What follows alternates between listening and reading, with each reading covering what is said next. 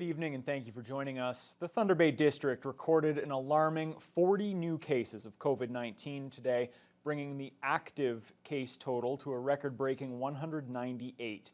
The health unit also declared outbreaks at Westgate High School and Kingsway Park School. The city's municipal emergency control group continues to address the recent spike in cases, and Mayor Bill Morrow admits his level of concern is on the rise. Kayla Karim reports. 39 of the 40 new COVID-19 cases are in Thunder Bay and the surrounding areas, with the other case located in a First Nation community. 30 are due to close contact, 1 case is from the district jail, and the other 9 are either pending or no known exposure.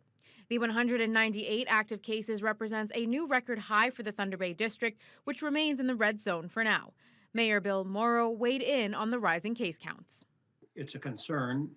I think the medical officer of health has been, letting the community know that we're far from being out of this particular situation, and that there was, a trend that was developing, and unfortunately, we're seeing that continuing, not the direction we want it to be going in.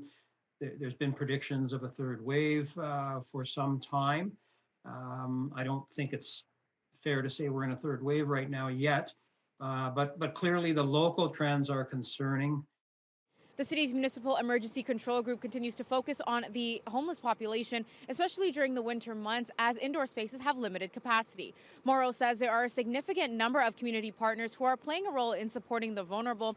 And he says although there are some staffing and resource issues, the capacity limits are not a problem and the demands are being met for those who are in need. I offer my thanks and appreciation to all of those community groups. The city is involved in terms of a coordinating role. It is an agenda item for us almost every week at our municipal emergency control group meetings. But so many community partners, sort of under the auspices of the District Social Services Administration Board are doing their work to prepare and to be best positioned as we can as a community to manage this outbreak. Meanwhile, the outbreaks have been officially declared at Kingsway Park School and Westgate High School. The health unit confirmed that 1 more individual associated with each school has tested positive, and those cases are deemed to have been infected within the school setting. The health unit says the schools will not be closing and they will continue to monitor the situation until the full risk period has passed.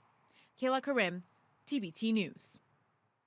An outbreak was also declared late this afternoon at Thunder Bay's Bethany Nursing Home. 1 staff member recently tested positive for COVID-19.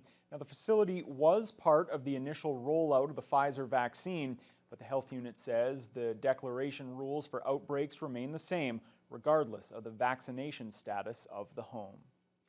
The Northwestern Health Unit has also set a record high for active cases. The district currently has 107 cases, including 101 in the Kenora region. The health unit for the western part of the region remains in the yellow protect level despite that recent spike. 19 new cases were announced today, all of them in the Kenora area, including 1 involving a staff member at Beaver Brae High School. The vast majority of the area's active cases are located in the Webesimung First Nation north of Kenora. Last week, Premier Doug Ford floated the option of an emergency brake that can be used to move regions into lockdown if necessary, or if there are COVID variants. So far, none have been found here. At this point, most of the cases in the Kenora area are localized to 1 community. So the idea of using an emergency brake does not seem relevant at this point for the entire catchment area of Northwestern Health Unit. So that's not something we're considering at this time. There's a little angst in the community, but the reality is it's under control, and we just have to ensure that we continue to follow rules so we don't compound the situation. So, the next 7 to 10 days will be very critical. Dr. Young-Hoon says they can implement further limitations on businesses in a specific area if necessary. Ontario has announced it's extending the stay-at-home order for 3 COVID-19 hotspots, Toronto, Peel, and North Bay Parry Sound. That's for an additional 2 weeks. I've said from day one, nothing, and I mean nothing, is more important right now than keeping you and your loved ones safe. That's why I've been unwavering when it comes to supporting our local health officials. The extension will remain until at least March 8th. York Region is the only COVID-19 hotspot being lifted from the stay-at-home order. It will move into the province's red zone under the color-coded reopening framework on February 22nd. That means indoor dining at bars and restaurants can resume there, and gyms can open with reduced capacity. Federal Health Minister Patty Hajdu has weighed in on the surge of COVID-19 in our city.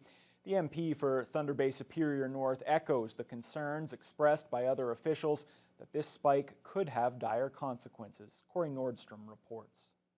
It's a scary time, and I think people have to realize that COVID growth is exponential. Health Minister Patty Hajdu says if there's ever been a time to take the pandemic seriously, the time is now, after record highs in active COVID-19 cases for both health units in northwestern Ontario.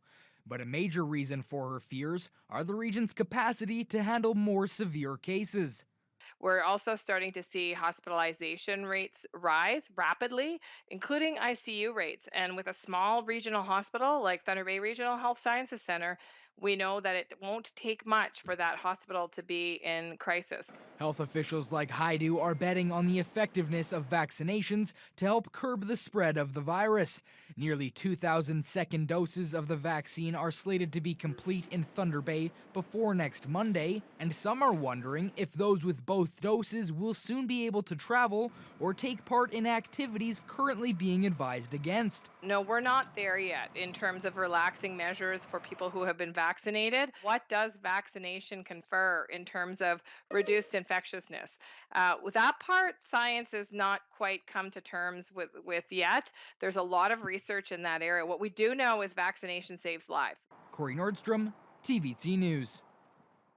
Lakehead University officials say they're working on restoring all communication tools like email and Zoom in the wake of the recent cyber attack in order to resume classes next week.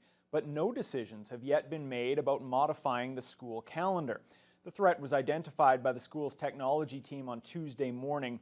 Students were already away from class for reading week and are scheduled to return on Monday. But roughly 2,500 students have now signed an online petition asking Lakehead to extend the break as the cyber attack has prevented them from accessing their schoolwork. The student union is also calling for an extension as well as other changes to the calendar. LU Provost and Academic Vice President David Barnett says no decisions have been made yet, with students set to return in just 3 days. We do have to look at what all the sorts of program requirements are and how we can help students complete this semester successfully and what the best approach to doing that is. And so we are looking at all those different types of options. But the most important thing is that we are able to get back up and running. So whatever we decide to do, we can evaluate those options and work towards helping our students. Lakehead has engaged cybersecurity experts and is also working with local, provincial, and federal police to investigate the attack. The owners of the Canadian Tire store in the Thunder Centre have been fined $60,000 in relation to an incident in June of 2019. The Ministry of Labour says 2 workers were told to retrieve a pair of barbecues from a high-level storage area constructed with shipping containers. One of the workers slipped through a gap and fell more than 8 feet to the lower level. No information was provided on the extent of injuries. Along with the hefty fine, the store was ordered to install proper guardrails and protect workers from falls when that guardrail is removed. Local sewer and water crews continue to deal with water main breaks in the wake of the recent cold snap that's finally letting up. The latest rupture happened yesterday on Hewitson Street. Crews were busy throughout the day today, digging up the area to get to the source of the problem. The roadway was completely closed between Carrick and Russell Streets. City Supervisor Adam Templeman says 8 water customers were impacted. He expected to have the issue resolved by late this afternoon or early evening. The sewer and water crews have had to deal with nearly 10 water main breaks across the city over the past 2 weeks. Students enrolled in Confederation College's culinary management program were treated to a bit of a field trip this week. Instead of going to the market for their ingredients, they went straight to the source, Lake Superior. Adam Riley has the details.